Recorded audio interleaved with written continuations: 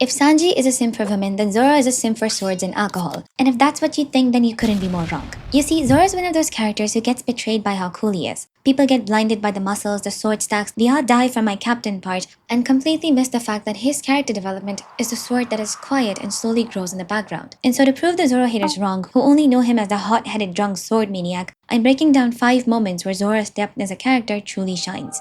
The first is how Zoro changed post-time skip. On the outside, it just seems like he got stronger and buffer and got a sick scar in his left eye, which is cool and all, but the real change is what happened on the inside. And that change happened around the time Ace passed away. For Zoro, that event wasn't just a tragedy, but one he felt the most helpless in, where the man he swore allegiance to was at his lowest and yet he couldn't do a thing to help him, much less console him. After the time skip, Zoro no longer partakes in the gags like he used to, his goofy smile is nowhere to be seen unless he's drunk, and he doesn't throw those dorky one-liners like before.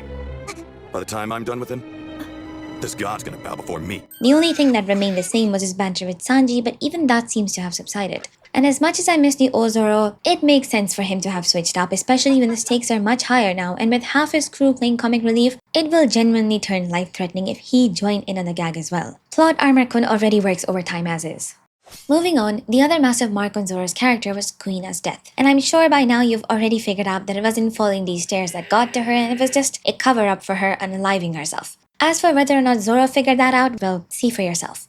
Kuina's death actually shook his entire existence to the core. She used to tell him how regardless of her strength as a child, her gender would hold her back as she grew older and Zoro would eventually overtake her. Which is why we see Zoro treat women more or less equally and doesn't hold back against them in a fight, like he did in the movie or with Monet in Punk Hazard. He internalized Kuina's death to the point where he hated even the thought of holding back against a woman, as that would mean looking down on them. If Sanji respects women by showering them with affection, then Zoro does it by this quiet, lingering belief in their potential. That's pretty much the main reason why they argue so much in the first place. And as much as I love Sanji, I'll have to side with Zoro on this one, unless I am on the opposing end. I don't want to be shish kebab by Zoro.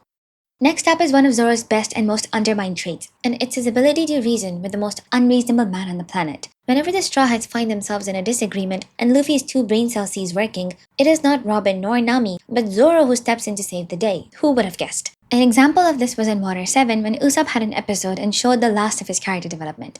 It was when Luffy and the others went to bring back Usopp after their falling out, and Zoro stopped them saying that let Usopp come to them instead, and it is not becoming of a captain to chase after someone who willingly chooses to leave and doesn't even bother apologizing. Zoro's existence serves as a reminder that no matter what bizarre policies Luffy employs as a captain, such disrespect shall not be tolerated. That once a captain loses his authority, the whole crew falls apart. And so Zoro's character brings in a much-needed touch of realism into a crew that's led by idealism.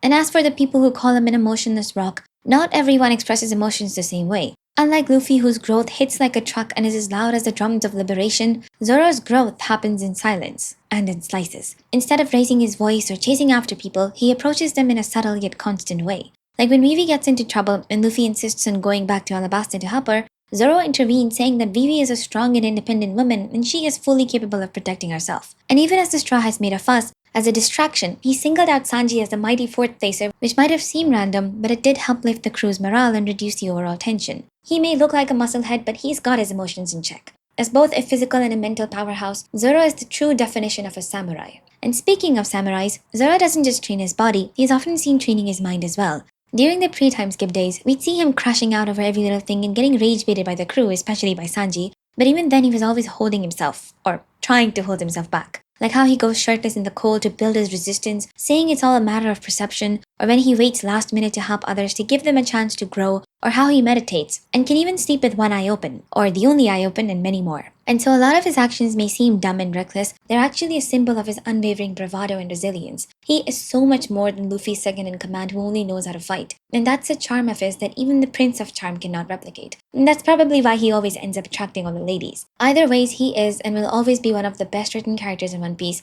and deserves all the love and cinematic fights he gets. And side note, defending Sanji should not equal to hating Zoro. They're both special in their own bizarre ways.